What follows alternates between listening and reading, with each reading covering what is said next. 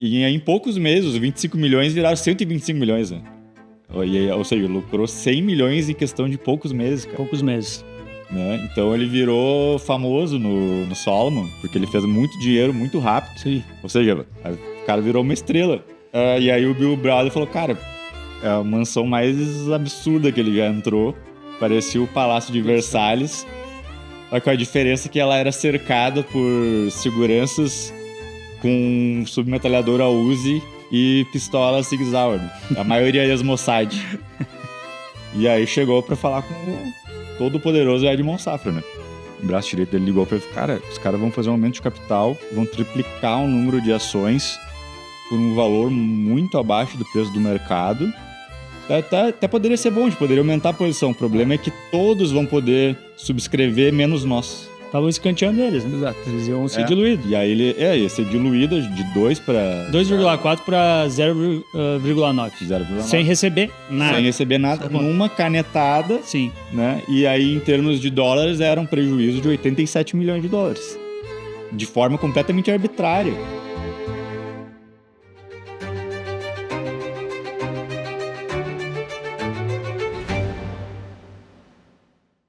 Sócio do lendário banqueiro Edmond Safra, o americano Bill Browder tornou-se o maior investidor estrangeiro na Rússia. Em 1997, seu fundo de investimentos, o Hermitage Capital, foi considerado o fundo com melhor desempenho no mundo, com uma valorização de 235% naquele ano. Seus ativos sob gestão saltaram de 25 milhões de dólares para mais de 1 bilhão de dólares entre 1996 e 1997. Além de ganhar muito dinheiro, Bill Browder desafiou e venceu alguns dos oligarcas mais poderosos da Rússia, mas o sucesso veio com um preço. O que começou com uma escalada financeira meteórica acabou colocando Browder na mira do homem mais poderoso da Rússia. No vídeo de hoje, vamos falar como Bill Browder se tornou o inimigo número 1 de Vladimir Putin. Olá, rapazes, tudo bem?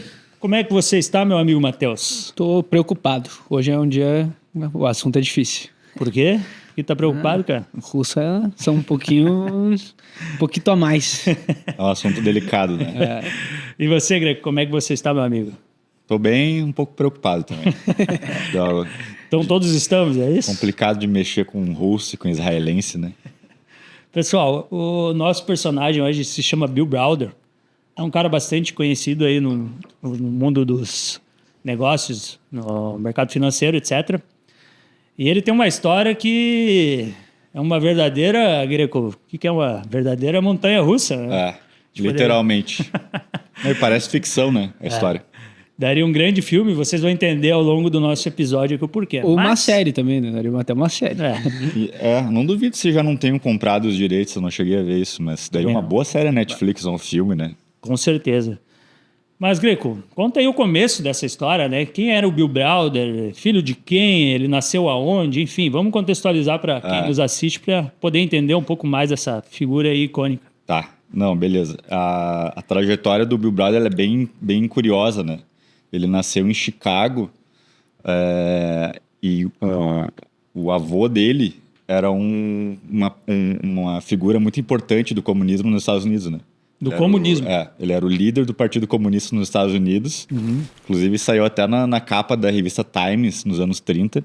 Tá. Né? E os pais do Bill Browder também eram acadêmicos e tal. Tanto pai quanto mãe eram de esquerda. Uhum. E o Bill Browder seguiu o caminho completamente oposto, né? Sim. Né? Então, ele estudou na Universidade de Chicago, depois fez um MBA em Stanford. Né? Focado na área de negócios. Exato. Uhum. E aí ele queria sair de Chicago, ele não queria continuar em Chicago. Sim. Aí fez entrevistas em bancos de investimento na época, né? JP Morgan e tal, não passou em vários. Mas ele fez uma no Boston Consulting Group, que é o BCG. O que era muito comum, né? O pessoal de Stanford, de Harvard. Até hoje, né? MBA de Stanford, de Harvard e outras Ivy Leagues ou Investment Bank, né? Vai trabalhar no Goldman Sachs, JP Morgan, ou nessas consultorias gigantes, McKinsey, BCG. Perfeito. E até sobre essa virada dele, né, de não seguir a linha dos pais, ele comenta em entrevistas que ele deu posteriormente, enfim, ele tem uma bibliografia também dele, bem interessante aí, que ele, na adolescência, ele resolveu, não, eu não vou seguir o caminho dos meus pais. Filho rebelde, né? Ele foi o rebelde no sentido, em geral, os adolescentes acabam indo um pouco mais pro lado da esquerda, né? Ou, enfim. É verdade. E ele, não, eu vou não seguir o que os meus pais, o que também é uma atitude bastante comum, né? É. E ele foi para esse outro lado, né? Depois de formado, ele foi buscar um emprego, né? Então, como tu disse, era muito comum o pessoal de Stanford, enfim, procurar, enfim, na verdade, as próprias consultorias que vêm para cima, né? Tentar, Eles são os melhores caras exato, do mundo, né? Exato. É a elite, né? Então, assim, os recrutadores desses bancos e consultorias já estão de olho ali nos melhores candidatos, né? Daí ele não passou nos bancos de investimento, até aí ele foi bem na entrevista do BCG, mas ele não estava muito confiante. Na verdade, não é nem confiante, ele não gostou tanto da vaga porque era para Chicago. E aí o cara do BCG perguntou pra ele, tá, mas todo mundo gostou de ti e tal, o que faltou dele? Ah, cara, eu não queria ficar em Chicago. Sim. Aí, porque ele já nessa época ele já tinha um interesse em trabalhar ou estudar sobre o leste europeu, já vindo das raízes, né, do avô, dos pais, que era descendente russo. Perfeito. E aí ele, não, mas a gente vai ter uma vaga no BCG em Londres e aí tu vai trabalhar lá. No Boston Consulting Group, né, que é o BCG. No escritório de Londres daí, né? Perfeito. Então era isso que ele queria sair de Chicago e tal. Daí lá, ele foi lá para Londres, né?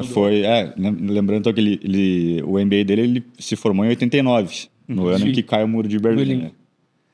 Então tem questões simbólicas sim, aí. Sim, né? Muito simbólica no caso, né? Exato. E aí ele foi trabalhar na consultoria, e aí basicamente era fazer análises de setores, de investimentos no leste europeu e tal. M&A. M&A, fazer um diagnóstico assim dos oportunidades, setores. E aí, enquanto ele estava no BCG, um conhecido dele queria escrever um artigo sobre M&A no leste europeu e convidou ele para escrever junto. Sim, porque ele já tinha o conhecimento, na época que não era muito explorado esse mercado. Sim. Exatamente. E aí, sabia que ele era um cara super interessado nisso e já estava trabalhando com isso, resolveram escrever esse artigo juntos. E aí, nas pesquisas do Bill Browder, ele notou que tinha um investidor muito ativo na região. Né? E aí ele pensou, cara, acho que vai ser legal trazer para o artigo uma entrevista com esse cara, né? Que era o Robert Maxwell. Quem era o Robert Maxwell? Robert Maxwell era um bilionário britânico, muito excêntrico, polêmico, e pai de uma figura que agora, recentemente, estava dentro de um escândalo monumental, né? Pessoal, esse é um episódio bastante difícil, vocês vão ver. Tem muita treta envolvida. E quem é que era essa figura aí? A Ghislaine Maxwell, que era a esposa do Jeffrey Epstein, né? Famoso Jeffrey Epstein, lista de Epstein. Quem não sabe nada, dá uma procurada, Google. Dá um Google, a gente não vai falar porque o YouTube é capaz pode de... cortar, mas ela era o braço direito dele, tá presa e tal. Perfeito. E ela era a filha desse Robert Maxwell, que era... Na verdade, ele era tcheco e se naturalizou britânico. Sim. E era um cara, assim, de 150 quilos, gigante. Gigantesco, cara duro, que cara tinha suspeitas de que ele era um espião. Ah, é? Ele era um ex-KGB. É o mundo que a gente tá entrando. Não, loucura.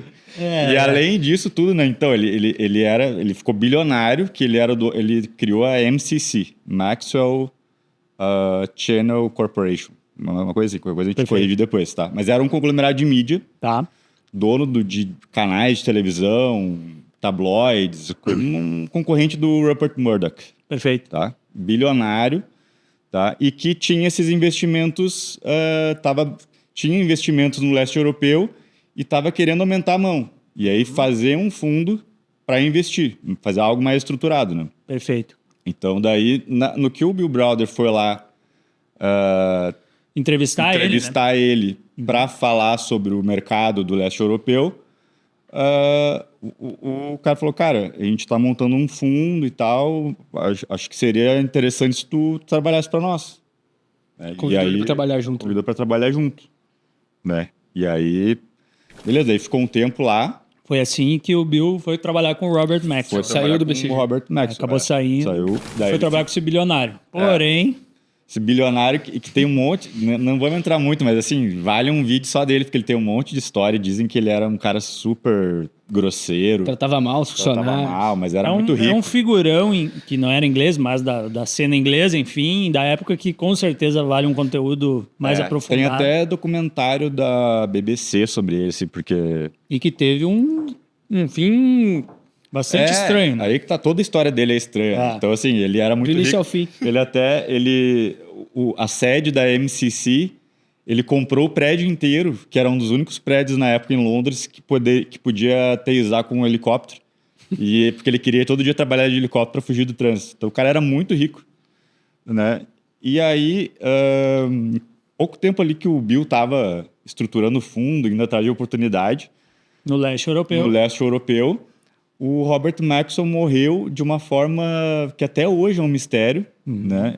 Primeiro saiu uma notícia na Reuters dizendo que, assim, Robert Maxwell desaparecido no mar. Uma notícia na Reuters. Desaparecido. Daí ficou alguns dias sem ninguém saber, daí depois de um tempo encontraram o corpo dele. Sim. Ele tinha 68 anos na época. E aí encontraram ele, daí até hoje não se sabe se ele Se mata. Sim. tirou a própria vida ou se o que aconteceu? Foi um acidente ou se assassinaram. Circunstâncias totalmente Estranhas. estranhas, exato. escuras, porque, enfim, existia toda uma questão que ele tinha essa suspeita que ele era um ex-espião, mas, sobretudo, logo que depois que ele morreu, veio à tona também um grande escândalo, né? Isso, um escândalo que foi, assim, de proporções gigantescas, que descobriram um rombo de 460 milhões de libras em 91, pouco tempo depois da morte dele, e as ações da MCC despencaram, né? E que foi um rombo no fundo de pensão da empresa, né? Então, mais de 30 mil funcionários ficaram sem dinheiro, né? Que eles Pegou muita aportavam lá gente. e né? tal. E aí a empresa quebrou, a empresa simplesmente faliu, né? Foi um escândalo, sim. Tem várias notícias da época. E o nosso Bill ficou sem emprego. Ele foi um dos caras que não foi demitido de primeira, porque ele tinha muito conhecimento de finanças e tal, ajudou na parte ali os auditores ali, com a falência e tudo. Mas daí milhares de pessoas ficaram desempregadas, né? E aí o Bill Browder ficou, imagina, estava em Londres, daí ficou desempregado, né? Pensando um pouco o que eu vou fazer, será que volto para Chicago? E aí, e até pelo fato de trabalhar numa empresa que quebrou, né? Ele falou, quem é que vai querer contratar? sim. Né? Não, e o escândalo financeiro, né? Uma série de questões que ele, queira ou não queira, estava envolvido. Recém-formado também, né? O cara que estava começando a carreira. O cara super jovem, né? Recém tinha saído de Stanford. E aí, mas por sorte dele, o Salomon Brothers, nessa época, 91, 92, que, para quem não conhece Salomon Brothers, era um dos bancos dominantes de Wall Street, né? Era o equivalente ao Goldman Sachs ou JP Morgan. Atualmente. Atualmente, né? Eles eram muito agressivos, mas o auge foi ali nos anos 80, assim, 85, 86, que o banco ganhava muito dinheiro. E ali, já no final de 89, 90, 91, o banco se envolveu em alguns escândalos também, de fraude. Então, assim, eles estavam precisando de gente. Gente boa. Né? Gente boa. Porque, no geral, o pessoal já estava começando a evitar o Solomon, por causa desses problemas. Inclusive, envolveu até o Buffett, né? O Buffett teve que resgatar o Solomon ali em 90, por fraude de títulos e tal. Ou seja, estava mais fácil de entrar no Solomon do que tu entrar no Goldman. Não era mais o velho Solomon. prime time do... Exato. E aí eles estavam precisando de gente no escritório de Londres também, né? Que era um escritório gigantesco. E aí o Bill Browder, então, conseguiu entrar no Salomon Brothers. Logo depois, não ficou muito tempo desempregado. Não. Sim. Ele começou lá na parte de investment banking, né? Isso. Começou nessa parte de investment banking, que é a área de M&A, de IPOs, fusões, aquisições, de consultorias também, né? E focado em leste europeu, mas daí no leste europeu os colegas deles já tinham definidos quais cuidavam de cada país, né? Sim. Perfeito. Então, assim, Polônia, Hungria, entre outros, né? Uhum. E aí ele viu que os filés já tinham pegado, né? Os Sim. principais mercados. E aí ele viu que a Rússia ninguém estava cuidando, ninguém estava cobrindo a Rússia. Uhum. Aí ele ficou com a Rússia. Eu vou ser o responsável agora pela Rússia. E a partir desse momento que ele começou a ter um contato a mais com a Rússia. É. Foi nessa oportunidade. Ele já cobria o leste europeu, mas foi aí que ele começou. Acho interessante até dar um contexto dessa Rússia nesse momento, né? Porque era uma era pós União Soviética, né? Então existia, na verdade, hoje, ainda a Rússia ela é muito estranha aos nossos olhos, né? Ela tem enfim, os comportamentos que a gente conhece, mas era um momento totalmente diferente, inclusive, da história, né? Ela passava por uma verdadeira experiência social. Naquele Ela momento. estava deixando de ser União Soviética ali no início de 91 e se transformando na Rússia. Estava sendo implementado o programa de terapia de choque, que eles chamavam, né? Que é para justamente levar o modelo econômico pro mercado, né? Economia de mercado. Então eles fizeram uma série de etapas para fazer essa transição, que foi exatamente nessa época que o Bill Browder começou a olhar para esse universo, né? Então ela vinha de um regime comunista com uma população que estava sofrendo bastante, né? Sim. Então, Pobreza imperava. Né? exato, e não totalmente fora do modelo ocidental capitalista, então era tudo uma novidade para todo mundo. Basicamente isso. E aí o nosso amigo Bill foi se meter nessa loucura aí, né? E ele foi um dos grandes precursores, né? Desse sentido, né, Greg? E Acho meio que sem querer, né? Mas assim, tava no lugar certo, na hora certa, Sim, mas sim. ele acabou esbarrando numa oportunidade, né? Não, até sobre isso eu gostaria que tu comentasse, né? Porque, enfim, ele ficou então com o leste europeu, né? E mais especificamente a Rússia. É. E aí, após uma viagem, surgiu uma grande oportunidade para o nosso amigo Bill Browder, né? Como é que isso se deu? Assim, primeiro que ele começou com o pé esquerdo antes de conseguir esse primeiro cliente, né? Porque é aquilo, ninguém queria a Rússia e tal, não tinha negócio. Eu tinha medo, né, na verdade. E tinha o banco de investimento tem uma pressão muito grande pro resultado, né? Sim. E aí tinha os colegas falavam, cara, tu tem que gerar uma receita pelo menos 5 vezes maior do que o teu custo. Sim. Para se pagar, né? Senão tu... Tchau. E aí ele não conseguia negócio, não conseguia cliente, aí surgiu um cliente. Tá. E o FII era super baixo pra época, $50 mil. Ele falou, cara, é o que tem, né? Vai lá. Vai lá. E aí ele acabou indo. E aí ele acabou indo, foi lá, pegou o avião, desceu em Moscou, depois foi pra uma outra cidade afastada, assim. Pegou um carro, sei lá como, foi para um interiorzão, Interiorzão, né? Da Rússia. Para atender esse cliente que contratou o Solomon Brothers para fazer um parecer, né? Fazer uma consultoria. E aí o Bill Browder foi lá atender. Era uma empresa que tinha uma frota de barcos pesqueiros, né? Tá. E a dúvida de quem administrava a empresa era se eles deveriam ou não comprar uma parte da frota, né? Que na época o governo estava vendendo os ativos às empresas. E aí o Bill Browder foi lá conhecer a empresa, visitou a sede e começou a fazer perguntas e a calcular, né? Tentar fazer o valuation ali por cima, né? E aí ele perguntou, beleza, qual é o tamanho da frota de vocês? A gente tem 100 barcos, né? E ele falou, tá, e quanto custaram esses barcos? Cada barco $20 milhões.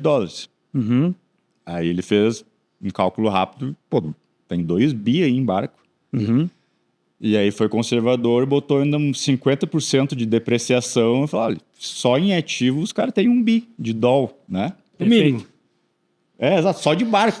Não tô falando de imóvel, de nada. Não, ele colocou 50%. Vende tudo e fecha, Tem $1 bilhão. Daí ele perguntou, tá, e quanto que estão oferecendo para vocês comprarem? Daí ele falou, então nos ofereceram comprar 51% da frota por $2,5 milhões. Um negócio que vale $1 bilhão. E essa era a dúvida deles. Tipo assim, uma coisa que para nós, pro Bill Browder, foi óbvio, né? Não, e eu acho que é até interessante, só antes da gente avançar, é importante agora sim a gente contextualizar, porque o que acontece? é óbvio que tem uma grande oportunidade aqui, né? Hoje em dia, olhando, né, em termos históricos, é muito mais fácil para gente que nasceu no mundo capitalista e cresceu. Só que para aqueles executivos daquela empresa, eles vinham de um plano que não era capitalista. Exato. Né? Muito diferente. Não, e não eram nem executivos, né? Eles eram vendidos para uma rede de trabalhadores. Ou seja, essa é a primeira etapa lá do processo. Então, eram pessoas que nem ganhavam tinham super muita mal. experiência com isso. E o que é uma coisa muito louca de tu pensar hoje, porque agora tu pega essa informação, tu pensa, pelo amor de Deus, como é que os caras não se deram conta disso? Mas imagina todas as empresas de um país sendo privatizadas e estando à venda. Isso é uma loucura. Ninguém sabe quanto é nada. Tá tudo sendo... Tudo tem que ter um preço a partir de hoje.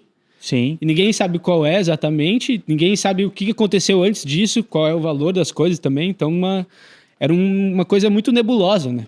Pra se analisar. Perfeito. É. E foi isso que o Bill viu, né? Na verdade. O que aconteceu? Ele achou muito discrepante essa divergência entre preço e valor. Sim, lembrando, né? Ele estava falando de um valuation de $1 bilhão e os caras tinham pedido 2,5 milhões de dólares. Exato. Milhões para bi. Olha a diferença. E aí, qual foi o próximo passo do Bill Browder? Verificar se isso era um caso isolado ou se também se estava acontecendo isso em outras empresas. Né? Foi aí que ele começou, enquanto ele estava lá na Rússia, foi atrás disso e descobriu que era um movimento generalizado. Que é isso que o Matheus falou, das privatizações, né? Sim, era um cenário que todas as empresas que eram estatais estavam sendo privatizadas. Todas as empresas do país eram estatais. Todas. Comércio, mercadinho. Afinal, era um regime socialista. Em 91, só de indústrias, eram 45 mil indústrias do Estado. E de comércio eram mais de meio bilhão. E aí, nisso aí, o Bill Browder, então, começou a se aprofundar e viu que não era só essa empresa de barco, e eram todas. E nessa pesquisa que ele descobre os tais certificados de privatização, né? Que era um voucher que o governo estava distribuindo gratuitamente para a população, que dava direito de comprar até 30% das empresas. Isso. Né? Só estatais. Que, novamente, né, estamos falando de uma população que não estava acostumada com o capitalismo, não sabia o que fazer com aquilo. População também que vivia em condições difíceis, né, financeiras, passavam fome e tal. E aí o Bill Browder foi atrás, começou a pesquisar sobre o que era, como funcionava. E aí viu que, então, muitos dos russos recebiam esse certificado de privatização, não sabiam o que fazer e acabavam trocando por vodka ou por carne de porco. Não, e é real isso. Exato. É assim que acontecia. Sim, porque não sabia o que eu vou fazer com esse pedaço, o que eu quero uma siderúrgica. Nem sabia, entendeu? Sim. Só que tinha alguns caras que começaram a se ligar, opa, isso aqui vale alguma coisa. E começaram a comprar desses carinha. Não, toma aqui $7 aqui, compra a tua carne de porco.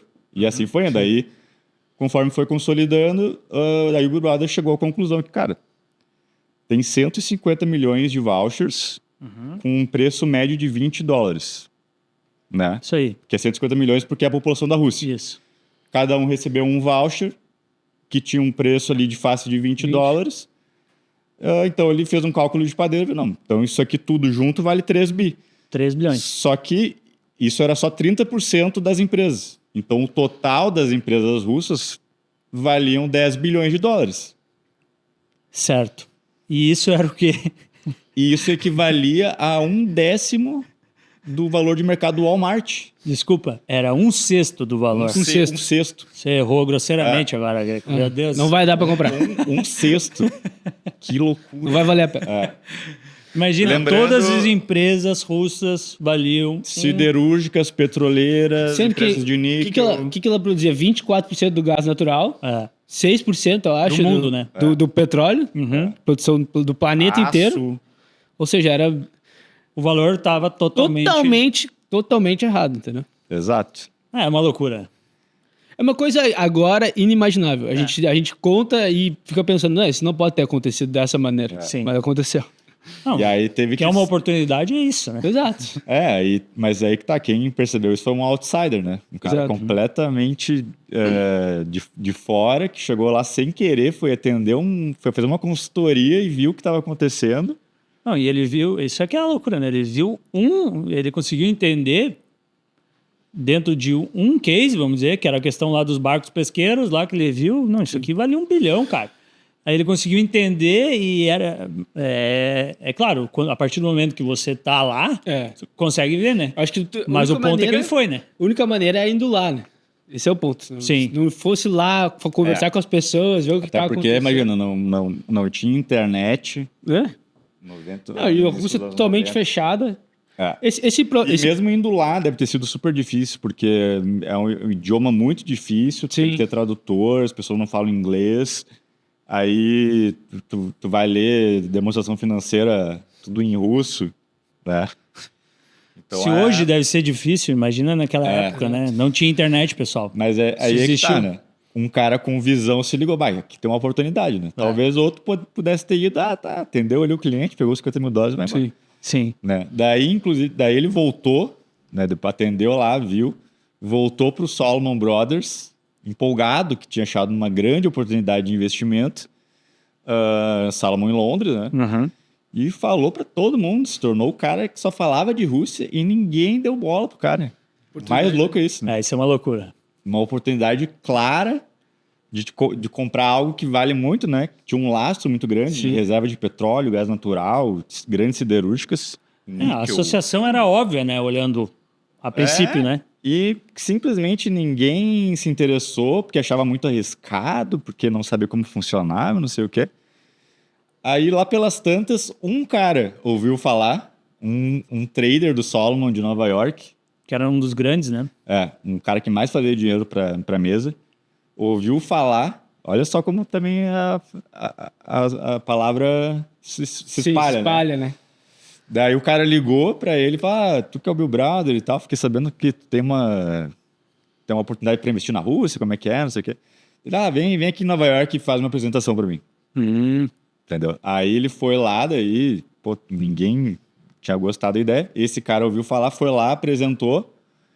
E aí, inicialmente o cara não demonstrou muito interesse, mas a reunião foi feita. Então, 1 hora de reunião, o cara...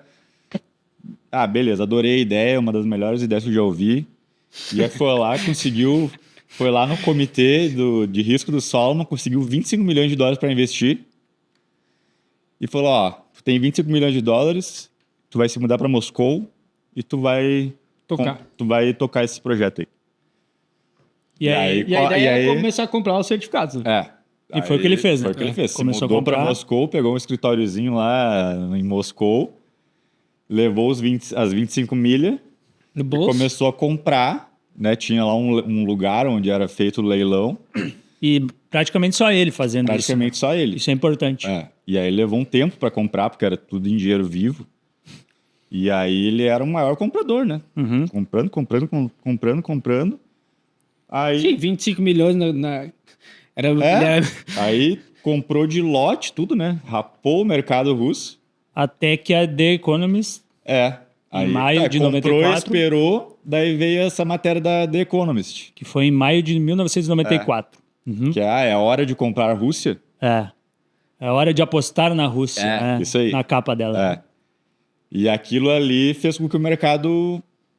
popular alertou os gansos. Aí veio todo mundo. Aí veio todo mundo.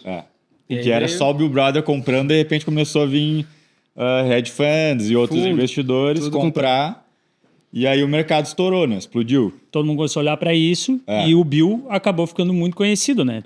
Ele ficou conhecido como o cara que mais conhecia a Rússia nessa época. Né? Porque daí quando todo mundo começou a montar a posição, ele já estava posicionado, né? Sim. Então ele só esperou. E daí o mercado começou a subir também, né? Quando todo mundo começou a comprar. Sim, aí começou aí... E em poucos meses, os 25 milhões viraram 125 milhões, né? Ou seja, lucrou 100 milhões em questão de poucos meses, cara. Poucos meses. Né? Então ele virou famoso no Salomon, porque ele fez muito dinheiro muito rápido. Sim. Ou seja, era muito mais do que as 5 vezes que ele tinha que fazer, né, para se pagar. Aí o cara virou uma estrela. Acabou o medo dele, né? Mas por outro lado, ele começou a ficar um pouco desgastado, né, cara? Foi um momento que tinha muita gente querendo pegar os louros dele, né? Dizer que não era ele que tinha descoberto, etc.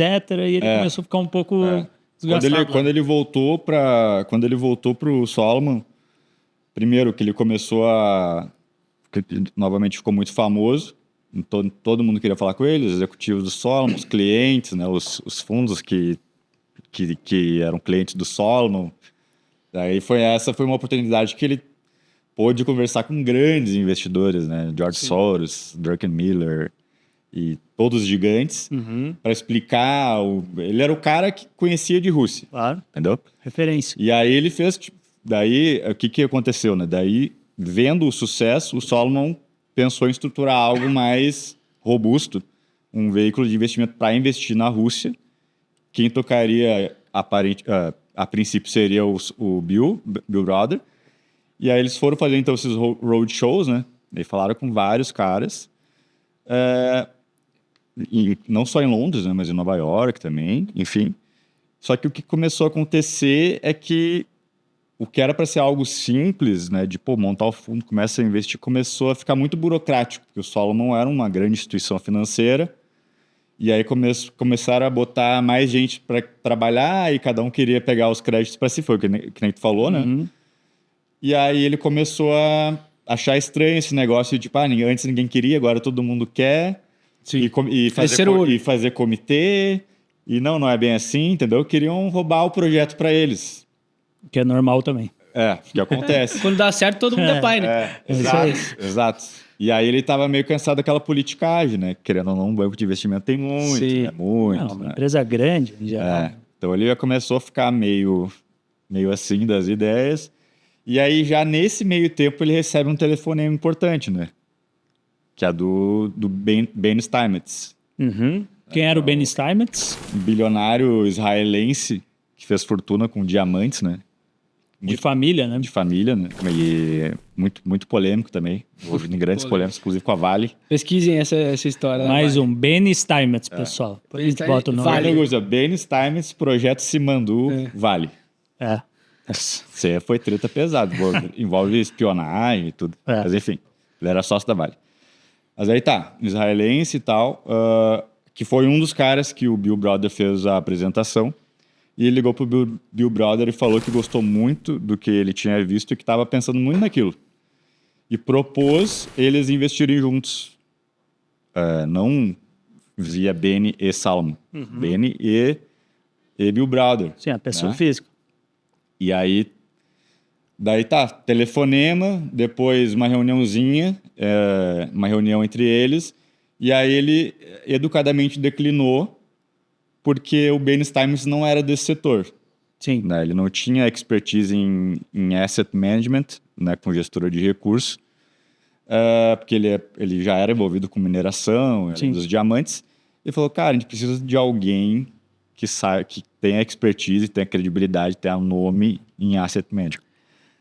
E aí que entra um cara que, pelo menos em termos de sobrenome no Brasil, é muito famoso.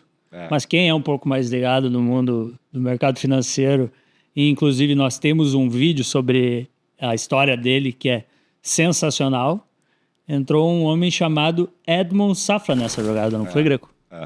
Que vale mencionar que o Edmond Safra já tinha uma reputação global, né? Sim. Não só no Brasil. Era um banqueiro.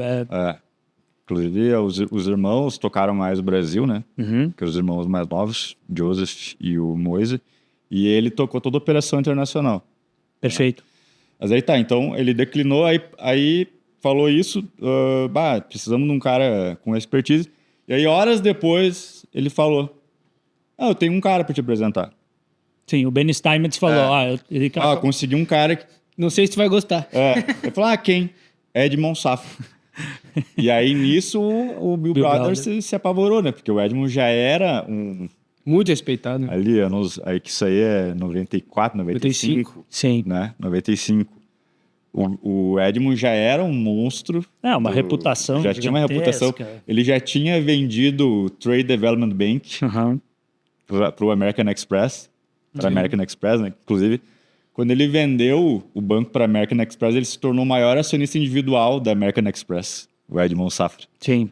Né? Então ele já era um cara super bem conceituado.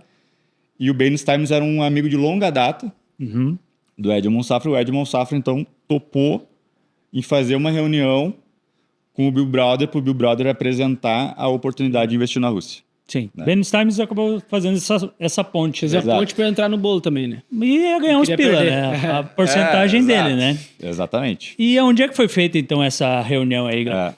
Então, daí ele saiu de Londres, que ele ainda estava no Solomon, né? E foi lá fazer reunião na lendária mansão La Leopolda. Icônica. Já Perfeito. foi a mansão mais cara do mundo, né?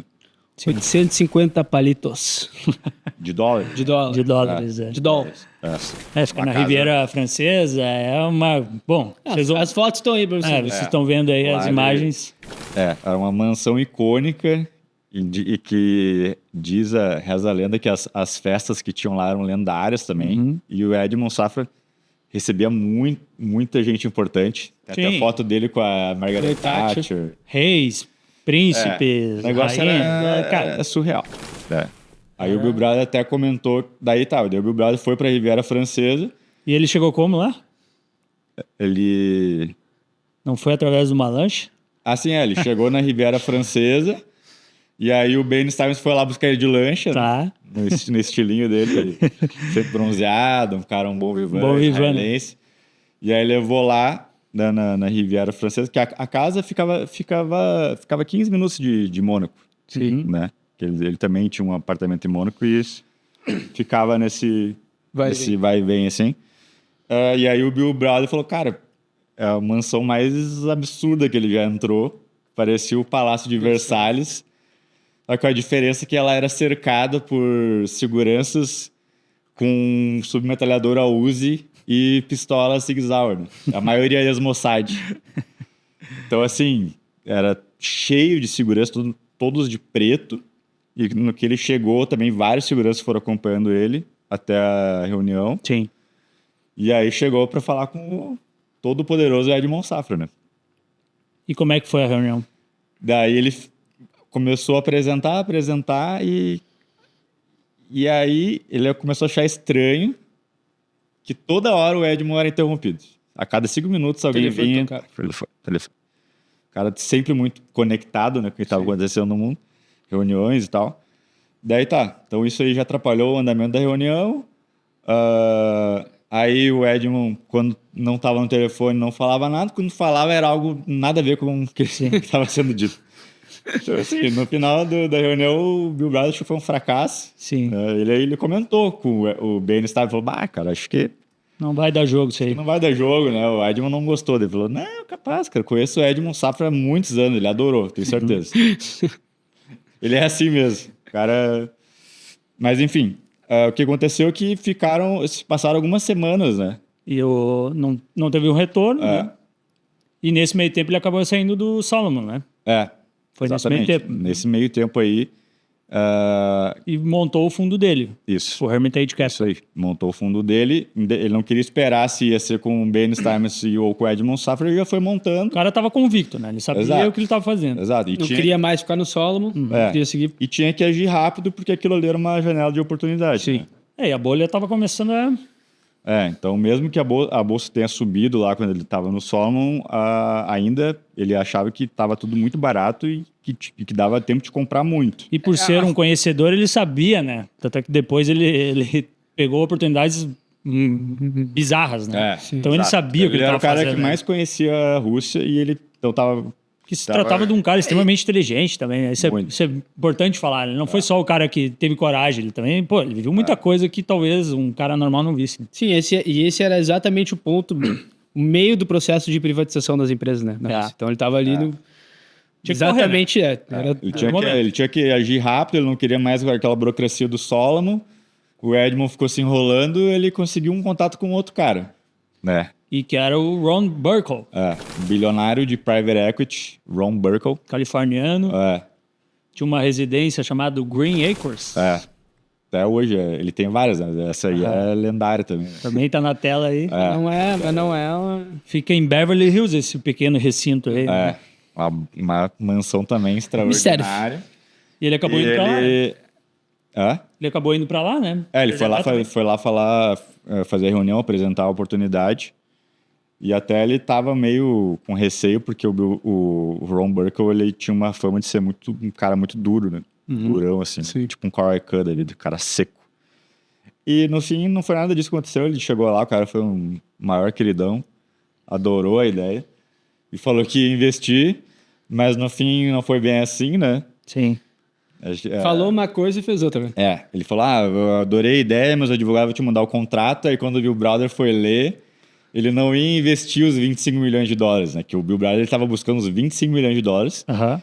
E essa era o pitch. Cara, eu preciso de 25 milhões pra gente formatar pra gente colocar para investir no Hermitage Capital, que ele fez, né? Ele estruturou o fundo, Sim. faltava o capital.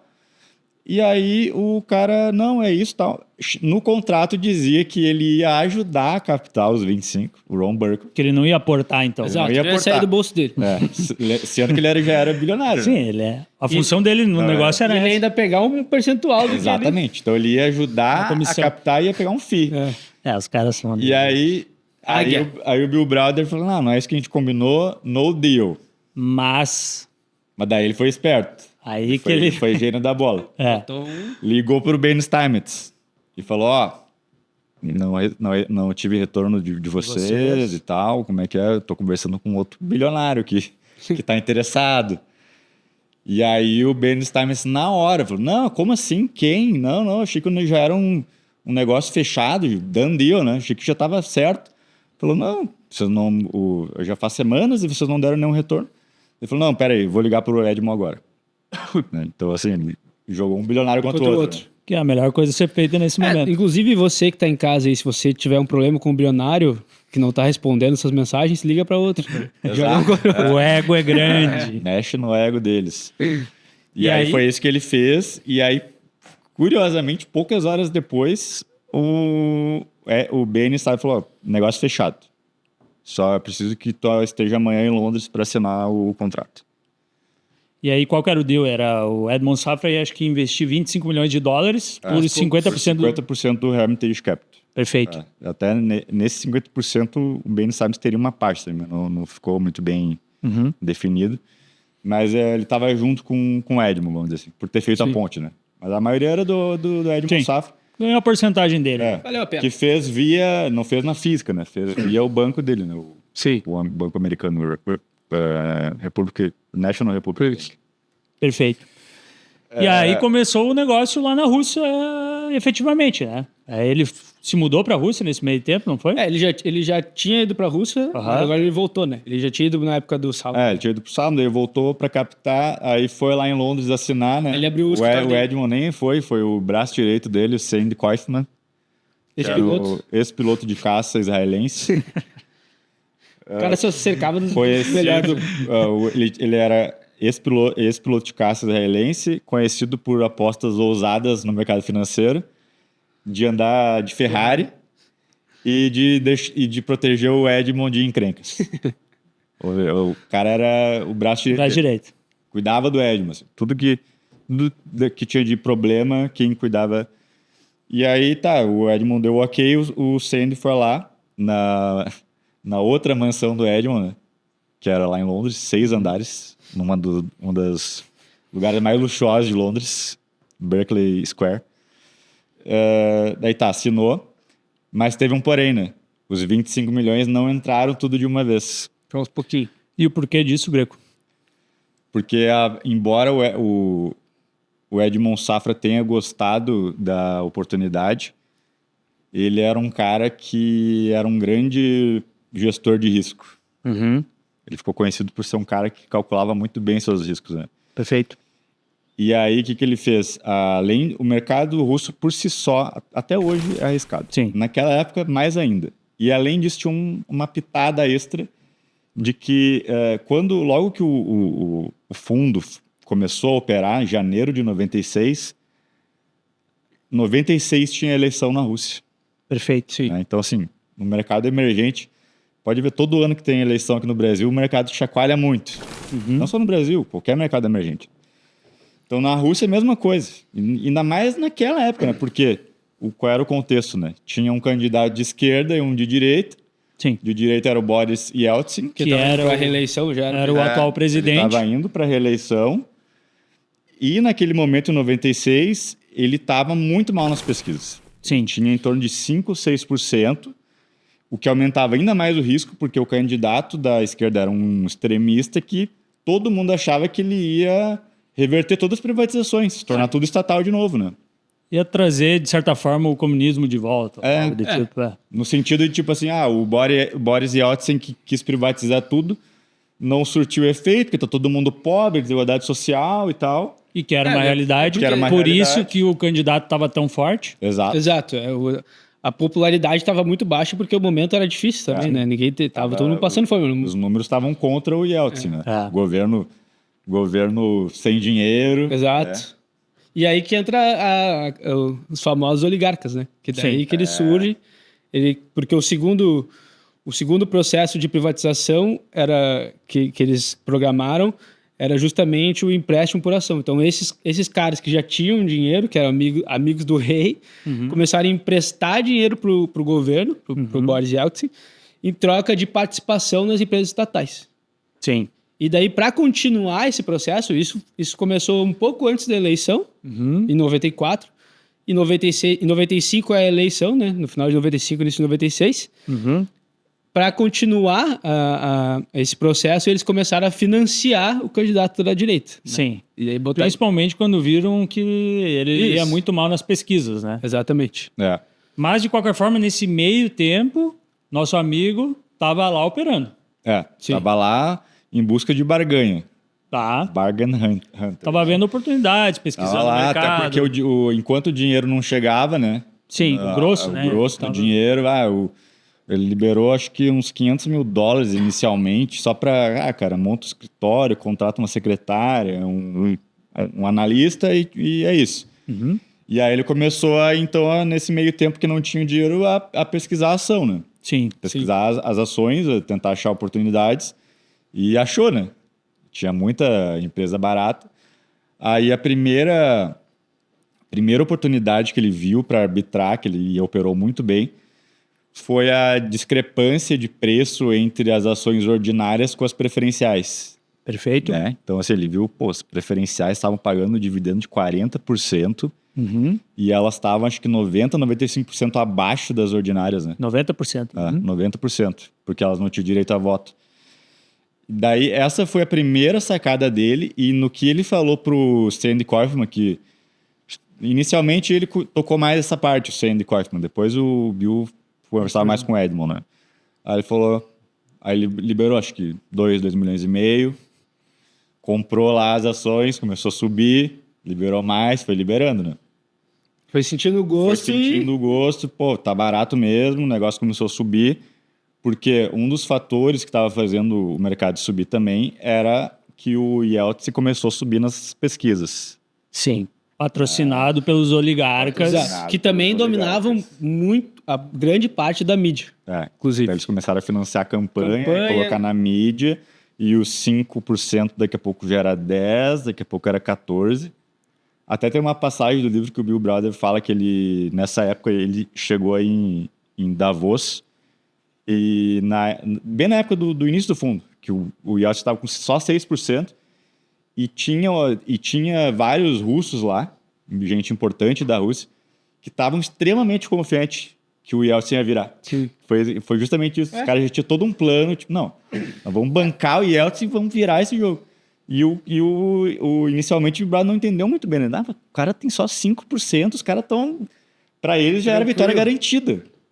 É Rússia, né? Também. Então, as circunstâncias também sempre... E dito e feito, né? Daí, chegando perto da eleição, ele foi crescendo e o fundo já estava ganhando dinheiro, né? E uma semana antes da eleição, o fundo tinha subido 65% desde a criação dele, que foi em janeiro de 96. E as eleições russas foram em junho de 1996. Isso aí. Ou seja, estamos falando de 5, 6 meses. Acho que foram 65%. Foi o segundo turno, né? Tem o primeiro turno. Depois do segundo turno, que daí ele ganha de lavada, aí o mercado explodiu. Quando o Boris Yeltsin ganhou, o fundo do Bill teve uma alta de 125%. Que era a certeza que o processo de privatização ia continuar, né? Exato, eles iam continuar ganhando dinheiro. Ponto. É. Era a certeza disso. E aí imagina a alegria, né? Porque querendo ou não, é uma responsabilidade tu convencer um cara do porte, a estatura do Edmond Safra, e em menos de um ano tu já entregou 125% de retorno. Sim. Um belo retorno, né? E aí, em agosto daquele ano, ele viu uma nova oportunidade, que era a Sidanco, né? Que chegou meio que sem querer, né? Porque ao contrário das ações preferenciais que ele estava catando e aí viu a oportunidade, ele recebeu um telefonema um dia de um operador, né, de um broker, falou, olha, a gente tem um lote aqui de 4% das ações da Sidanco. O que era a Sidanco? É uma petroleira na Sibéria. Gigantesca. Gigante, né? E ele falou, cara, nós temos 4% aqui. E aí ele, vou pesquisar, nem sei o que é, né? E aí ele foi ver que era uma petroleira, né? Que era muito obscura, não tinha nada sobre, nada. Relatório, nenhum analista cobria de research, nenhum banco de investimento, não se achava nada sobre a empresa. A única coisa que ele sabia é que um cara chamado Vladimir Potanin, mais um cara, um oligarca, era dono de 96% da empresa. Sim, o Vladimir Potanin, posteriormente foi ministro do Vladimir Putin, enfim, é um cara... Ele é um desses caras que financiou o Yeltsin para a campanha e em contrapartida recebeu as ações das empresas. Porque ele tinha um banco na época, né? E aí ele prestou dinheiro prestava dinheiro para um governo que não tinha dinheiro, né? E aí, tipo assim, em vez de, vou te emprestar e tu me paga com juros, não, dá essa petroleira aqui. E essa é... Até hoje, ele é o maior acionista da maior produtora de níquel do mundo. Ele estava de olho da Rússia até hoje. Ele estava de olho nessa empresa desde essa época. E eu estava vendo que a estrutura das famílias, das oligarquias, é justamente essa. É um banco, uma mineradora ou uma petroleira. Sim, se for ver todos. Todos eles. Abramovich, tinha... É isso. Enfim. Hoje eu estou olhando aqui no Google, ele tem uma fortuna estimada em 26 bilhões de dólares, um dos homens mais ricos, e foi ex-vice-primeiro-ministro da Rússia, ou seja, um cara poderosíssimo há muito tempo. 26 bi mesmo com as sanções, né? Não, isso é o que se sabe. Meu amigo... Vamos com calma, né? E aí, bom, o que ele fez? Acabou vendo a oportunidade e acabou comprando uma parte da Sidanco, né? O Bill Browder é um ótimo analista de equities, porque ele vai a fundo. E aí, imagina, na época, de novo, já era 96, a internet estava engatinhando, mas acredito que na Rússia devia ser pior ainda. Sim. Né? E aí ele falou, cara, não tinha nada e ninguém conhecia. Mas enfim, ele foi atrás, falou com executivos de outras petroleiras para ver se conhecia algo, não sei o quê. De tanto procurar e bater perna, achou um cara. Achou um cara lá, aleatório, assim. Falou, cara, conheço tudo de Sidanco, pode me perguntar tudo. E aí mostrou para ele uma planilha com todas as petroleiras da Rússia, com todos os dados relevantes. Reservas de petróleo, faturamento, valuation, não sei o quê. Daí ele falou, é isso que eu preciso, né? Aí ele começou... Aí qual é o racional dele? Ele operava muito assim, por múltiplos, né? Não só fazer o valuation. Sim. Aí o que ele fez? Cara, naquela época tinha uma empresa chamada Lukoil, que era uma petroleira gigante, que era mais... que tinha mais cobertura pelos analistas. Ela era mais famosa. Então, assim, quem investia em petróleo na Rússia comprava ela. Tá? E aí, qual foi o racional do Bill Browder? Cara, eu vou comparar, então, a Sidanco com a Lukoil e ver onde é que está a discrepância. Sim. E aí, o que ele viu? O mais importante de uma empresa de petróleo, a reserva de petróleo da empresa. Quase igual. Quase igual. E aí ele viu que, no entanto, mesmo tendo ativos parecidos, a Sidanco valia 6 vezes menos que a Lukoil. Aparentemente sem motivo. Sim. Né? Aí ele fez um cálculo também rápido de padeiro e dividiu o valuation da empresa pela reserva comprovada e estava sendo negociada a 15 centavos o barril de petróleo. 15 centavos de dólar. Sendo que na época o petróleo era negociado a 20 dólares.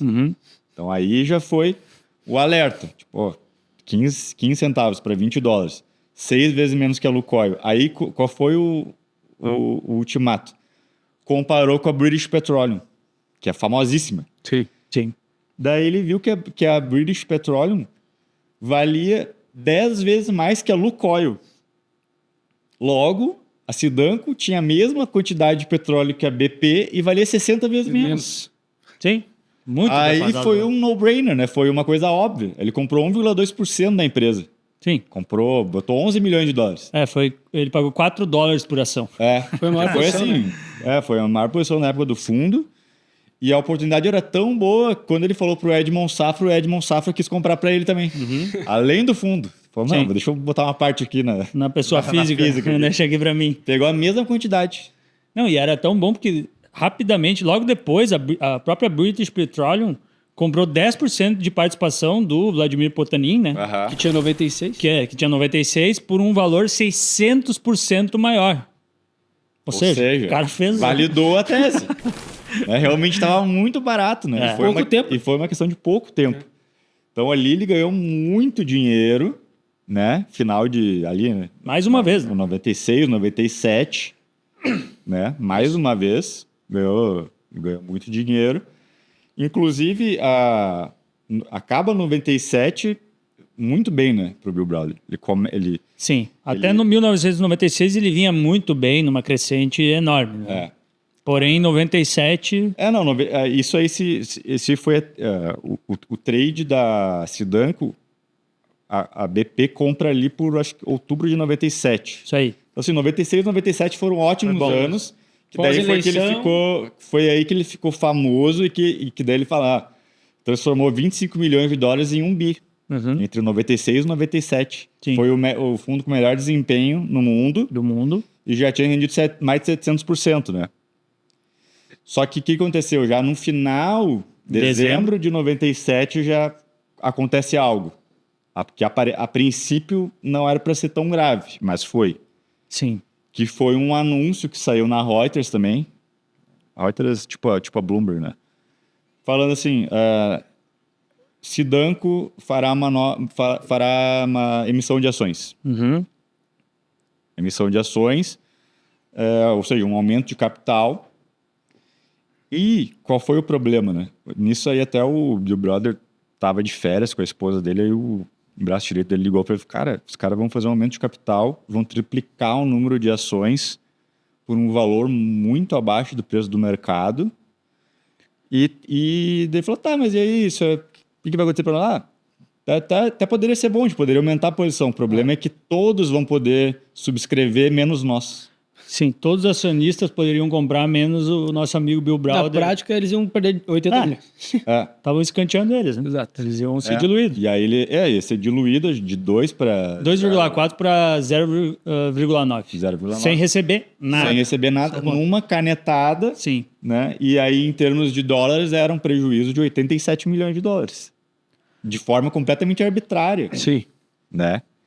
Sem nenhuma explicação para eles ficarem de fora, só porque eles eram estrangeiros. Exato. Ele tentou ir atrás e tal, não encontrou nenhum motivo. E aí ele teve que dar a notícia para o Edmond Safra, né? Olha, nós estamos prestes a perder 87 milhões de dólares. Porque o Vladimir Potanin simplesmente do nada anunciou uma emissão de ações, a gente vai ser diluído e aí o Edmond Safra falou, tá, e aí o que nós vamos fazer, né, cara? Quais são as opções? Ele falou, não, eu vou pra guerra, eu vou lutar, isso aí tá errado, eu vou pra guerra. Aí o Edmond Safra falou, não, mas tu tá na Rússia, cara, tu tá louco? Tu não pode ir pra guerra, eles vão te matar. Sim. Essa foi a ligação, segundo o Bill Browder. Ele falou, não, eu vou e tal.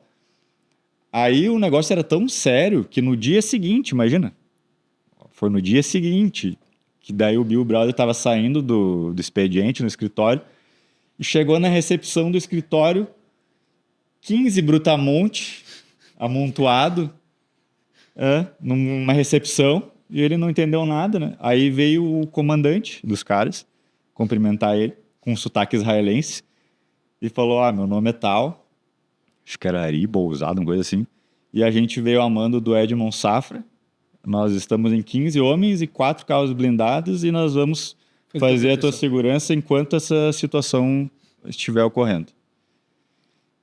Esse era o nível de perigo do negócio. Sim. Né? Aí, né, então assim, foi garantida a segurança dele. E Que ele por um lado realmente foi pra guerra. bom, por outro... Falou, cara, os caras ficavam comigo no apartamento, Sim. não tinha privacidade, ele tinha que andar escoltado. Não, medo de se alimentar. Tu pode ser envenenado. Tudo pode acontecer na Sim. Rússia, né, cara? E foi E ali aí- que começou uma guerra dele, né? Nesse sentido. Que, enfim, envolveu uma série de etapas, né? Ele Exato. foi- Eu achei que ele foi muito inteligente, assim, nas ele etapas, tentou né? de diversas formas, mas até, tipo, ele primeiro tentou, né, conversar com investidores que eram parceiros, De fora pra dentro, né? É. depois foi para os jornais, ele tentou de uma série de formas, mas os efeitos não vinham, né? Até que ele conseguiu realmente, de uma forma meio que inesperada até, que a CVM Rússia acabou anulando esse processo. né? Ele conseguiu falar com o responsável lá da CVM Aham. russa e o cara só perguntou, tá, ele cometeu alguma irregularidade? Cometeu. Ah, então nós vamos resolver. Aí, nesse meio tempo, até é bom mencionar que a estratégia, né, que era falar lá com os investidores, George Soros, Harvard, né? Pô, o cara fez isso não funcionou. A parte da mídia, da imprensa internacional, ele conseguiu que fosse feita matéria no Wall Street Journal, em várias. Sim. Cara, é uma matéria longa, que daí depois dessa matéria saiu em outros também. E aí os jornalistas até entrevistaram o Potanin e ele falou, não, o Brother é um irresponsável, Enfim, não deu em nada, né? Sim. E aí a situação foi se passando um tempo ali, o negócio foi começando a ficar incômodo, a ponto do Edmond Sá falou, cara, eu preciso que tu resolva isso aí, ou senão a gente vai assumir. Aí ele falou, tu tem 10 dias para resolver esse problema. Se em 10 dias tu não resolver, o Sandy Kaufman vai para Moscou e vai conversar com o Potanin. Olha, Foi pra office. um israelense contra um russo. Um braço direito de um bilionário, de um banqueiro contra um oligarca. Aí, por sorte, no sexto dia, né, que deu esses 10 dias, no sexto dia, A CVM russa aceitou. sai uma notícia na Reuters. Sidanco cancela a emissão de ações. Aí O que não rolou nesses bastidores aí, né? Aí o Bill Browder falou, puta merda, venci um oligarca. Ele falou assim, um cara do sul de Chicago venceu um oligarca, né? Na Rússia, Na Rússia. Na casa deles, né? um cara que tinha 96% lá, 90% da empresa. E aí foi... Esse foi o primeiro, né? Primeira batalha. Primeira batalha, mas logo virou uma nova, né?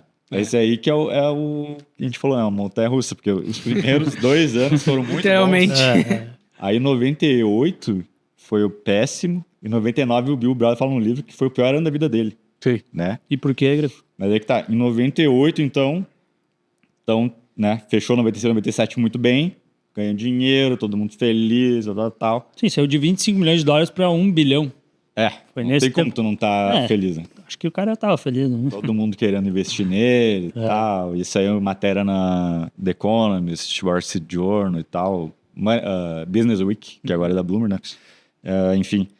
Aí, 98 foi um ano muito difícil. E já começou mal, né? Começou mal. Em janeiro ele teve uma perda de 25% por causa da crise asiática que aconteceu em 97. Aí acabou respingando ali, foi de segundo semestre de 97, né, que deu problema na Tailândia, na Indonésia e tal. E aí aquilo ali respingou para todos os emergentes. Né? Sim. Então o Brasil sofreu muito, foi ali Fuga de capital. primeiro circuit breaker foi em 97 por causa da crise asiática. A Argentina apanhou muito, México apanhou muito. Todo emergente apanhou porque todo mundo tirou o dinheiro ali para botar nos Estados Unidos. Exato. Né? E aí Protocolo, né? Normal. Até hoje acontece isso, né? Aí, então, foi começou o ano mal já, 25%. Mas até então, a Rússia não tinha, realmente, não tinha acontecido nada na Rússia. Sim. Em abril, o Edmond liga pro Bill Browder. E o Edmond Safra era um cara muito conectado, né? Falou, eu tô com um mau pressentimento, acho que a gente deveria encerrar nossas posições. Vender tudo e cair fora. Nós já ganhamos muito dinheiro na Rússia. Eu não sei, tô sentindo algo. E o Bill Browder falou, não. Não, pode ficar tranquilo. A Rússia tá super bem. A Rússia não tem nada a ver com esse problema dos asiáticos, né? Sim. E aí ele não poderia Ele tá mais enganado. mais Ele errado. tava primeira vez que ele tava tremendamente enganado. E ainda no diálogo dele, ele fala, e aí o cara falou assim, bom, Bill, então eu confio em ti, mas eu espero que isso esteja certo. E ele errou Tô orando pra tu. feio. Errou feio porque, né? Então ali, isso foi em abril, Sim. já tava tumultuado, né? Caía 25, depois subia e tal. Mas o fatality veio em agosto, que a Rússia deu calote na dívida. Sim. No dia 17 de agosto de 98 foi anunciado. Né? E isso aí estremeceu o mercado financeiro global, não é exagero. A moeda russa, o rublo, perdeu 75% do valor. 75% do valor, muita gente quebrou, muita gente boa quebrou. Inclusive a gente tem um vídeo sobre isso, né? Sim. O Long Term Capital Management, Ah. que estava muito comprado em Rússia. Esse aí balançou todo mundo. Esse aí pegou. Chamada de margem, tudo quanto é canto do mundo. O próprio Ben Steinmetz, né? James Steinmetz, além da participação no fundo, tinha dinheiro por fora também, perdeu.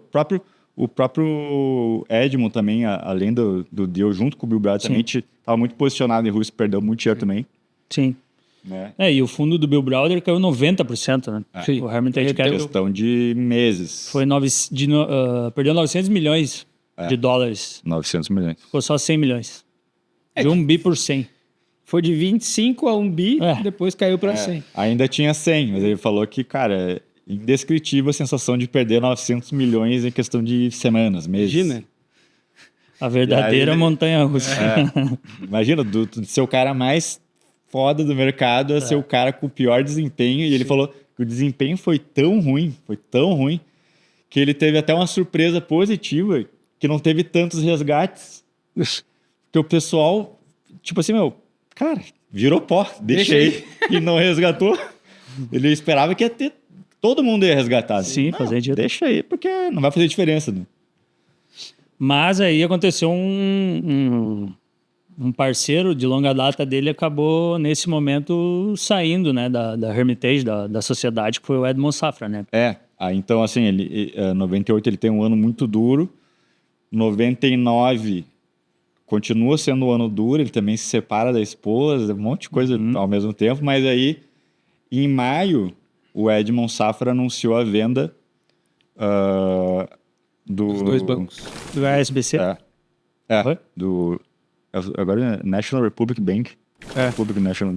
Bom, enfim, é o banco americano que era um dos maiores bancos dos Estados Unidos, que ele era dono, e mais um outro que ele criou depois. Né? Então ele vendeu 2 bancos para o HSBC por 10,3 bi de dólares.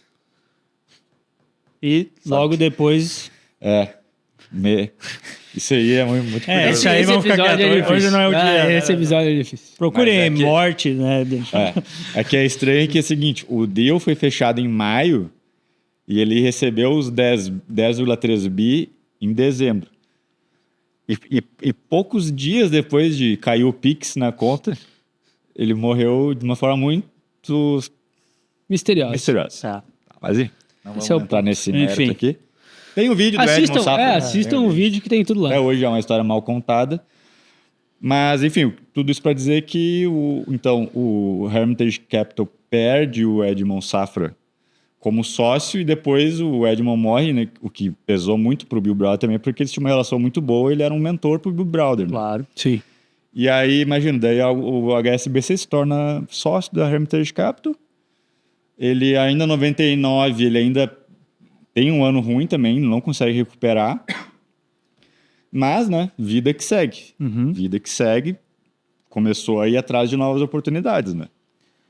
E aí que ele achou a Gazprom. É aí que ele acha a Gazprom. Que seria o começo realmente do fim do Bill. A Gazprom que aparece nas placas, tipo... Sim, verdade. Deve ter visto isso. Mas, enfim, é uma gigantesca... empresa gigantesca. E aí, a partir daí, o Bill Browder como um bom investidor ativista, né, começa a se aprofundar, porque, de novo, ele ainda assim, né, depois de tudo que aconteceu ali em 98, bolsa despencou, rublo perdeu 75%, então tinha muita empresa muito barata e que os fundamentos estavam lá, né? Sim. Né? Reservas de petróleo, de gás natural, minério, Continuava tudo igual. alumínio, continuava tudo igual. Só que estavam assim, undervalued demais. E além da lógica, entendeu? Não era só por causa da crise. E aí ele começou a ir atrás. Aí a primeira que ele pegou para destrinchar foi a Gazprom. E ele descobriu um problema, assim, sistêmico, que os oligarcas russos estavam roubando as empresas na maior cara dura. Sim. Num dos casos, né, que ele denunciou foi que a Gazprom vendeu 53% de uma subsidiária da empresa, que era uma produtora de gás lá na Sibéria, que valia 530 milhões de dólares e foi vendida por apenas 1,3 milhão. E foi vendida para os compradores, né? Eram parentes do CEO e ex-diretores da empresa. Ou seja, cara...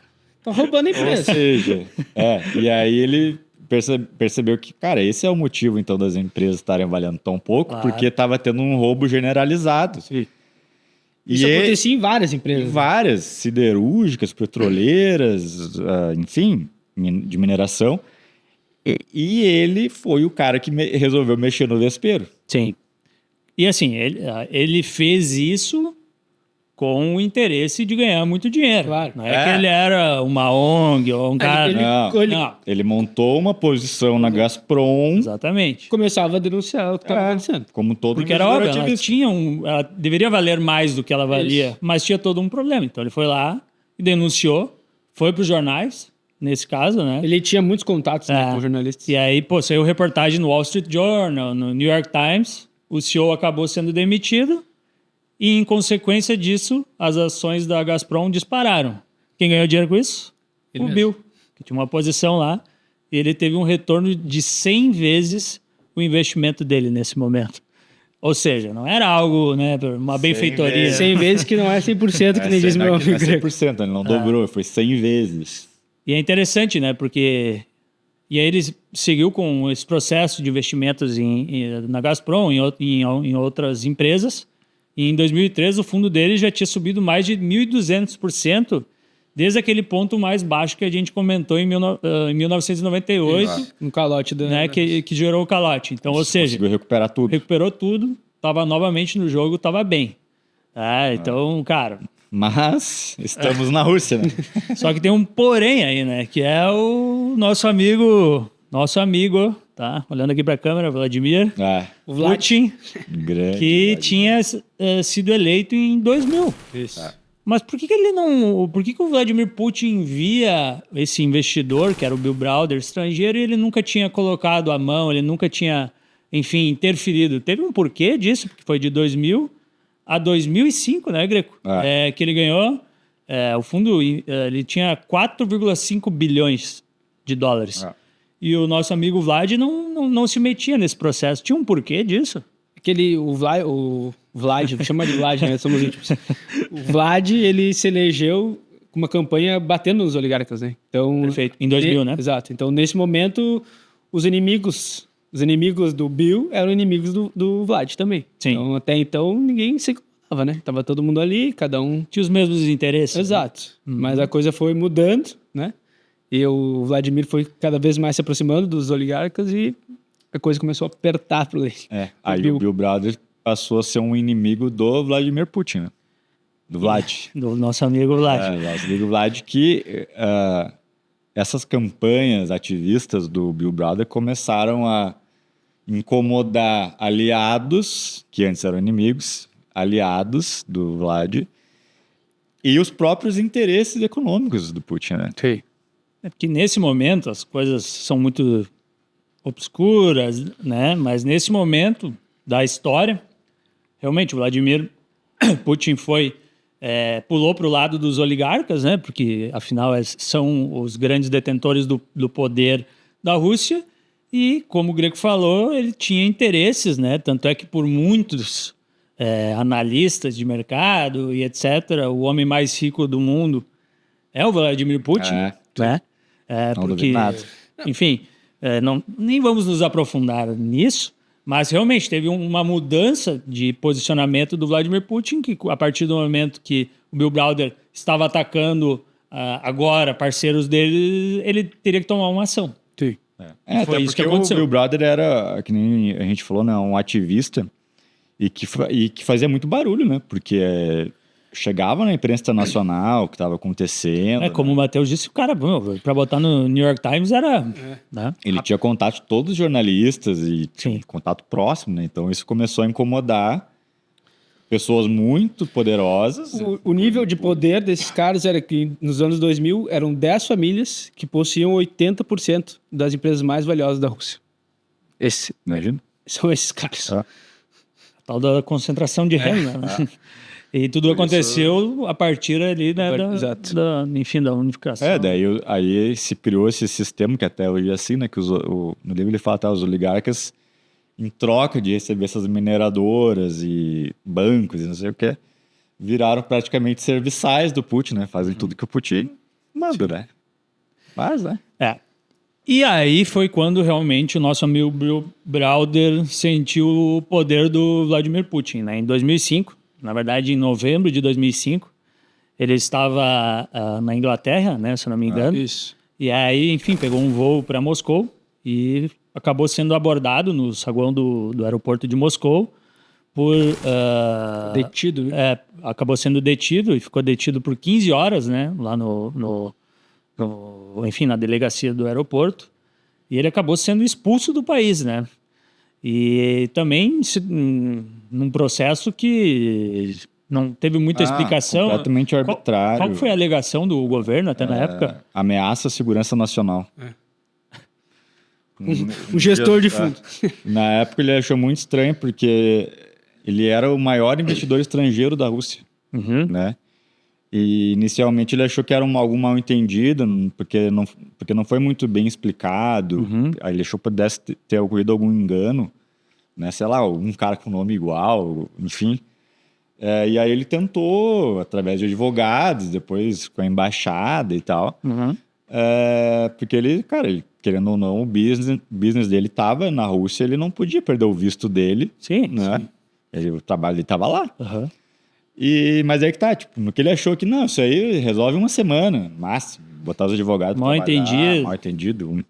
Só que passou uma semana, 2, um mês e nada, né? Aí ninguém tava entendendo nada. Aí no que ele começou a acionar a equipe dele na Rússia, advogados e tal, aí começaram a ver o que estava acontecendo, né? Sim. Que era basicamente os caras falando, cara, Bill, tu mexeu com pessoas muito poderosas e que não querem tu na Rússia, né? E aí que ele entendeu a gravidade, né? Aí que ele entendeu a gravidade. Então, assim, ele tentou por tudo, meios legais, envolveu a embaixada inglesa, não conseguiu. E aí, vendo que o negócio estava ficando esquisito, ele falou, não, então, não conseguiu o visto. Primeira coisa, retirar o dinheiro da Rússia. Tinha 4,5 bilhões de dólares, né? Sim. Na Rússia. Pô, era dinheiro, né, cara? Até hoje, Ele fez isso sem chamar atenção, né? ele teve que fazer isso sem chamar atenção porque, imagina, um mercado sem liquidez como o mercado russo, né? Naquela época, sem menos liquidez ainda. Qualquer boletada que ele desse de 1 bi, Sim. meu Deus, O cara era o maior investidor. o cara ia fazer preço e ia todo mundo saber que ele ele fez estava aos poucos, vendendo, né? Lotes menores. Ele conseguiu achar um trader lá, um operador que foi vendendo sem chamar atenção, lotes de 50, 100 milhões, 100 milhões, 100 milhões, né? E aí conseguiu, então, durante um tempo, tirar todo o dinheiro e o passo seguinte foi tirar a equipe também, né? Sim. E conforme os advogados, ele tinha uns advogados muito bons, né? Sim. Eles foram falando, cara, tá acontecendo isso, e aí ele, não, vocês estão correndo risco de vida. Ele tirou toda a equipe dele. Todo mundo levou para Londres, que era a base dele, né?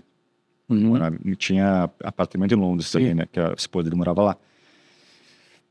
Aí tá, beleza. tirou o dinheiro, tirou a equipe, e aí... Mas ficou sem saber o que tinha acontecido. Tentando descobrir.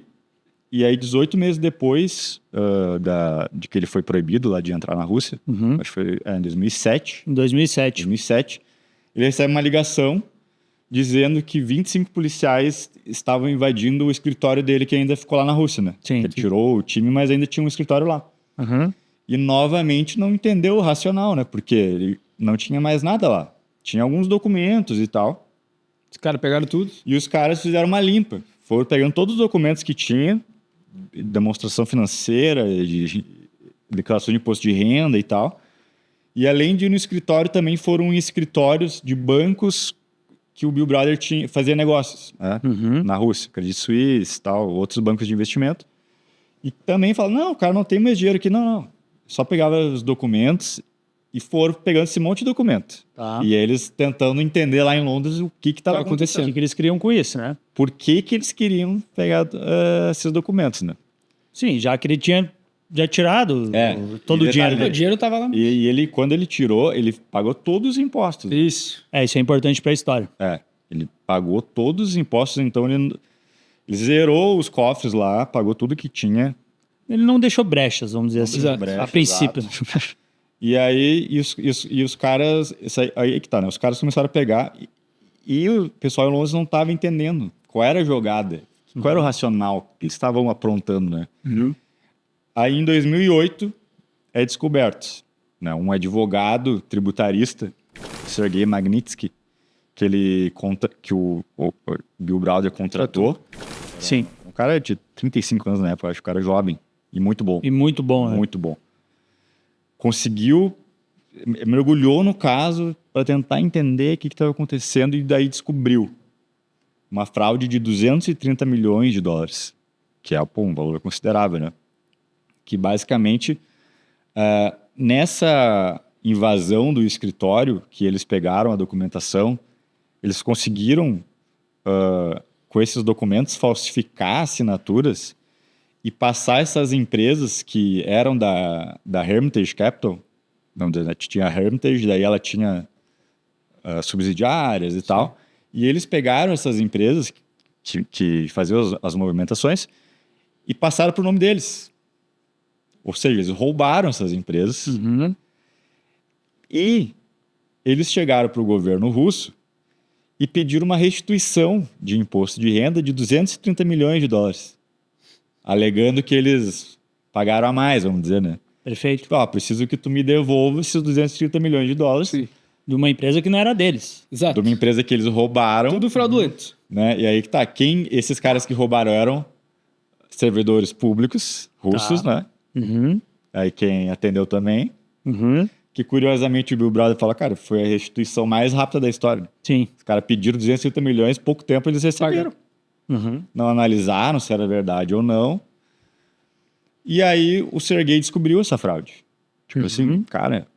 E o mais estranho é que não é que os caras roubaram o Bill Browder, os caras roubaram do próprio governo. Na verdade foi do governo, exatamente. Do Browder já não tinha mais agentes corruptos roubaram do próprio governo e a culpa ficou pro Bill Browder, como se ele fosse um sonegador de imposto. Sim.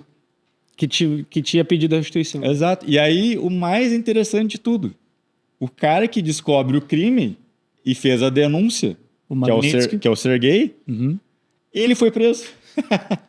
Pessoal, em vez de... Ele viu a fraude, né? O advogado Sergei denunciou. Em vez do governo investigar a fraude, o governo prendeu o Magnitsky, o Sergei Magnitsky, sob falsas acusações de sonegação fiscal. Criaram ali algo. E aí entra uma parte da história que é a parte triste do negócio. Que esse advogado que vocês estão vendo na tela, o Sergei Magnitsky, acabou ficando preso numa prisão em Moscou. Em uma prisão barra pesada, né? Aquelas prisões russas, uma das piores frio, e considerada uma das piores. E passou por uma série de questões bastante complicadas lá dentro, né? E aí até teve uma questão, né? Ele, não sei se para passar o tempo ou por algo do tipo, ele acabou escrevendo lá dentro o que ele estava passando. Exato. É uma forma de registrar a injustiça que estava acontecendo, porque ele era um cara inocente. Segundo consta, uma série de torturas, etc. Negligência médica, né? Exatamente. E também é interessante pontuar que ele achava que não ia dar nada, né? Ele ainda acreditava na justiça. Ele acreditava na justiça, ele acreditava que ele seria solto rapidamente porque ele não tinha feito nada errado. Inclusive, ele falou para a família dele, não, isso aí é só um mal-entendido, eu vou voltar em menos de uma semana. Sim. Só que, pô, Rússia é Rússia, né? Uhum. Então ele ficou quase um ano preso, né? E aí, segundo as cartas, né? Ele recebia comida estragada, água suja, e ele Ficava teve num uma lugar questão com mais 19 presos. 14 presos com 8 camas só, num frio infernal, né? Na Rússia, numa das piores prisões da Rússia. Uhum. E aí o que era para ser um dia, uma semana, virou 320 e poucos dias, quase um ano. Sim. E para agravar a situação, ele começou a ficar mal da saúde. Sim. Problema de... Pâncreas, né? Pancreatite, cálculo biliar, mais uma série de coisas. E, para piorar a situação, foi negada ajuda médica a ele. Sim. Foi uma negligência, né?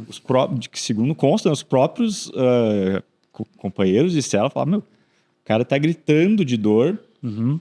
E nada aconteceu. O máximo que fizeram foi, um dia um médico foi lá e diagnosticou isso. É pancreatite, não sei o quê. E aí até quando o caso estava muito grave, assim, o cara estava morrendo de dor, falaram que iam levar ele para o hospital e fizeram só uma transferência de uma prisão para outra. E foi aí que ele não aguentou e morreu. Em 16 de novembro de 2009, o Sergei morreu em uma prisão nessas circunstâncias aí bem estranhas e, enfim, conhecendo a história da Rússia, né, a gente sabe que não foi o único e acabou, então, o Bill Browder perdendo uma grande batalha nesse sentido, né, porque, enfim, ele ganhou muito dinheiro, mas era uma vida, né? E a vida não tem e retorno. Até né? o Bill Browder fala num documentário da Vice, a gente pode até deixar o link, né? Legal, sim. É muito bom. Que ele fala o que aconteceu foi que os policiais estavam torturando o Sergei até ele assinar uma confissão. Uma confissão falsa, né? Sim. Confessa que tu é o culpado, não sei o quê. Ele falou, não vou. E por isso ele pagou com a vida. Ele tinha E enfim, então, após isso, né, após a morte do Sergei, o Bill Browder, na verdade, ele acabou lançando uma campanha global, né, para trazer à tona essa questão dos esquemas de corrupção. E também ele teve como lema de vida a busca de justiça para esse advogado, né? E até, de certa forma, até nos Estados Unidos foi criada uma lei, que é a Lei Magnitsky, que foi aprovada em 2012, que impõe sanções a funcionários russos envolvidos em violações de direitos humanos e corrupção, né? E o que essa lei inclui? Congelamento de ativos, proibição de entrada nos Estados Unidos para os envolvidos. Agora... Não é a justiça que ele esperava. Não é a justiça que ele esperava e ele nunca conseguiu ter a justiça. Pelo contrário, né? Desde então, enfim, se você for procurar um pouco sobre esse personagem interessante da história do mundo e da economia, né? O Bill Browder, ele passa por uma série de restrições e uma série de questões enfim... Ele acabou sendo, por exemplo, em 2018, preso na Espanha, numa circunstância muito estranha, né? Que tinha um mandato da Interpol russa que pedia a prisão dele, mas felizmente logo a Interpol internacional viu que se tratava de uma questão de um caso político e ele foi solto, né? Depois de 2 horas. Mas ele tem uma série de preocupações que hoje envolve, né, como a questão de medo de envenenamento, que ele comenta até acho que numa entrevista para o Pedro Bial, que, bom, ele não vai num lugar sem ter esse medo, porque, enfim, a gente sabe os fatos que acontecem, né? Então, na verdade, a vida dele... Hoje, né? Perseguido até hoje. Na Rússia ele tem uma condenação de 18 anos de prisão, né? Uhum. E é aquilo, cara, nunca pode estar tranquilo, né? Ele não sempre pode tomando cuidados, que nem essa ali do Pedro Bial, né? Ele tava numa palestra que tinha o nome dele, ou seja, fica muito fácil saber que ali tu vai envenenar, né? Sim. E ele, nessa palestra, ele decidiu não comer, né? Ou seja... E esse é o dia a dia dele. É importante ressaltar uma coisa que a gente não falou também. Em certo momento, ele ligou pro Sergei e pediu pro Sergei sair da Rússia, né? Mas o Sergei não... O Sergei confiou na questão, né? E aqui, Justiça. pensando então, um pouco finalizando esse episódio, né? Enfim, o Bill Browder fez muito dinheiro, né? E até hoje é um cara bilionário. Ele saiu um pouco, a Hermitage ainda existe, né? Mas ele ficou muito mais nessa questão do ativismo político, né? Principalmente contra a Rússia, né? Poderíamos colocar dessa forma, né? Hoje, com a guerra contra a Ucrânia, ele dá uma série de entrevistas na CNN explicando como é que é o funcionamento do governo internamente, etc. Mas ele acabou pagando alto preço, né?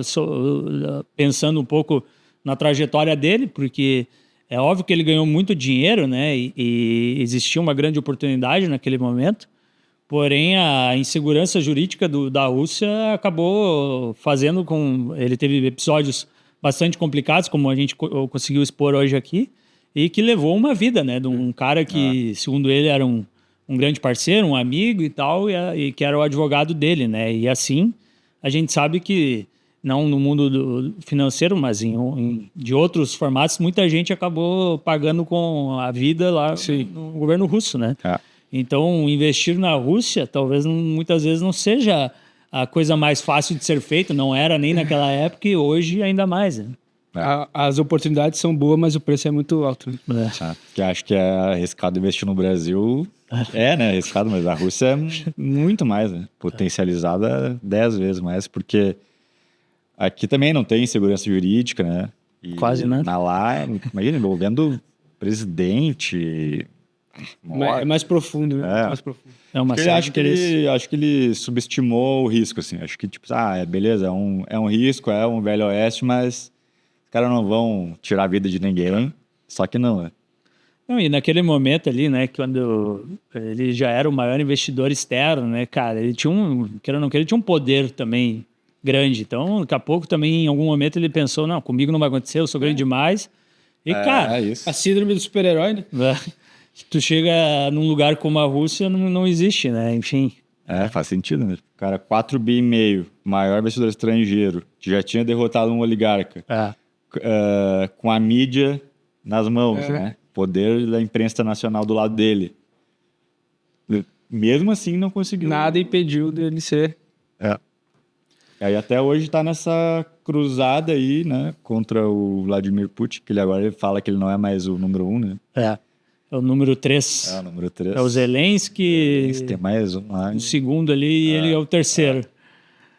Mas eu não queria ser inimigo do Vladimir. Espero não ser, tá? Por favor. Tudo certo. Mas acho que é legal a gente recomendar, né? Pra quem gostou da história, ele é baseada nesse livro aqui, que é o Alerta Vermelho. Aí ele tem mais um. Tem o segundo que lançou diz... em 22, eu acho. Fala dessa segunda parte, né? Principalmente depois da morte do advogado, do que ele vem passando desde então, né?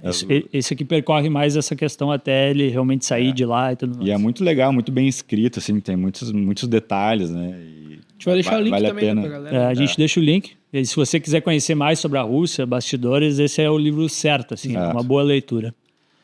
E é isso, pessoal. Acho que cobrimos tudo.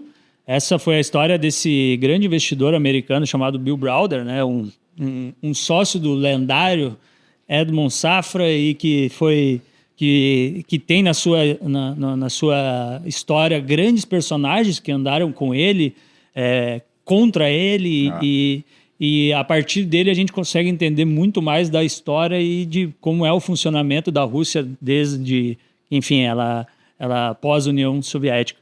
Espero que vocês tenham gostado. Se puder curtir, comentar, compartilhar com seus amigos. Sempre é importante. A gente tem o nosso YouTube aqui que você já conhece. Também temos em outras plataformas, o Instagram, assine nossa newsletter. E ficamos felizes que você ficou até aqui. A gente espera que você tenha gostado e nos vemos na próxima semana. Valeu, pessoal. Um abraço. Você sabia que o Curioso Mercado agora tem sua própria newsletter? Enquanto todo mundo lê as mesmas notícias de sempre, tem gente descobrindo os bastidores do mercado de um jeito diferente. Na nossa newsletter você encontra as melhores histórias do mundo dos negócios, além de recomendações de conteúdos para você ir ainda mais fundo. É gratuito e direto no seu e-mail e sempre tem algo interessante para você ler. Aponte a câmera do celular para o QR Code que está aí na tela ou acesse o link no comentário fixado do vídeo. Te esperamos lá!